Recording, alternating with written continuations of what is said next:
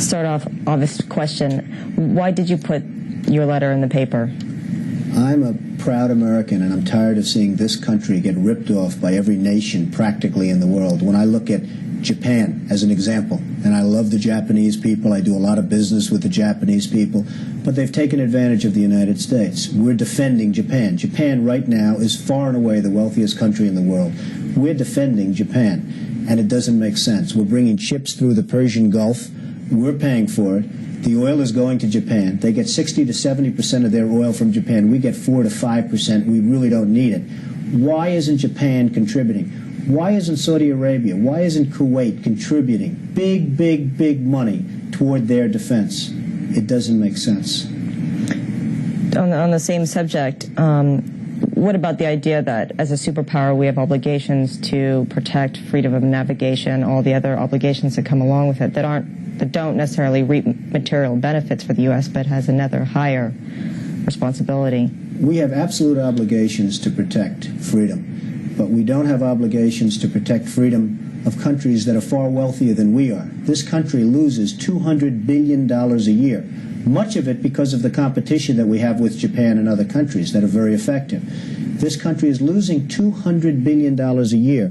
Other countries are making hundreds of billions of dollars. We're losing because of the defense. We are defending everybody. We can't defend everybody.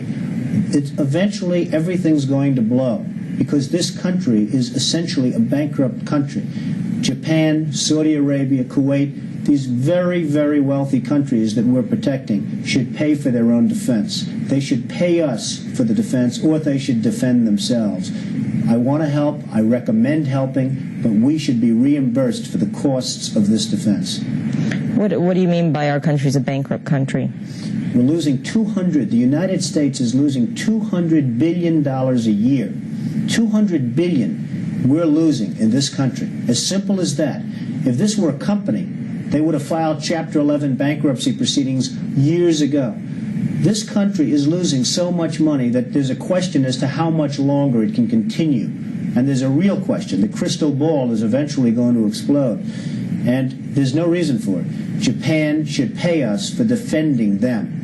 We're taking tankers through the Persian Gulf to go to Japan so that Japan can generate tremendous industry in its country so that they can sell cars and everything else to America and essentially really hurt the American economy. I'm not opposed to free trade. I'm only saying that when it comes to the billions and hundreds of billions of dollars that we're spending to defend other countries that are very capable of paying for that defense themselves, then we should be reimbursed for that money. So the $200 billion, you're really talking about trade deficits? We're talking about huge trade deficits. I mean, you can't continue to run a company or a country and lose $200 billion a year, and that's what we're doing, and it's going to go up.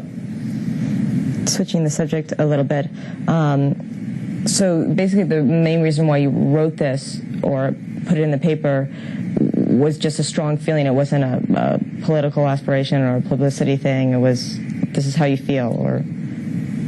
I feel very strongly and know for a fact that the United States is being ripped off by so many countries that can well afford to pay the United States for the services, at least partially, for the services that the United States renders.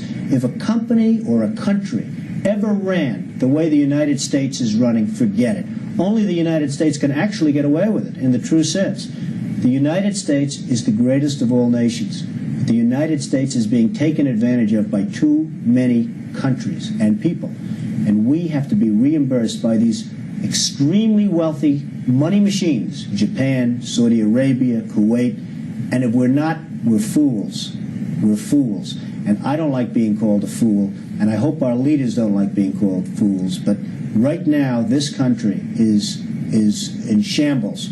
It's losing $200 billion so that we can fuel the economy of Japan and other countries, Saudi Arabia, Kuwait, so many others. And there's no reason for it. There's no reason. If asked, and asked firmly, they will pay. What about your political aspirations? They've been bantered about in the papers a little bit. Do you have any? I have zero political aspiration. I run a company. I believe I do it better than anyone. I enjoy what I do. I deal with all of the same people that we're talking about. I deal with the Saudis. I deal with the Japanese. I don't think anybody sells much more real estate than I do to the Japanese, the Saudis, etc. They buy the most expensive apartments in the world that I happen to build. And I know the people, and I like the people. But that doesn't get away from the fact that this country is being totally ripped off by foreign countries, many of whom I deal with. And I think it's very unfortunate for the United States. You're going out to New Hampshire in October, obviously. There's somebody there pushing you to run for the presidency. Why are you doing this? Well, I had heard 2 weeks ago that they're pushing, and they're very much pushing to have Trump run for the presidency. I'm not interested in running for the presidency. I'm greatly honored.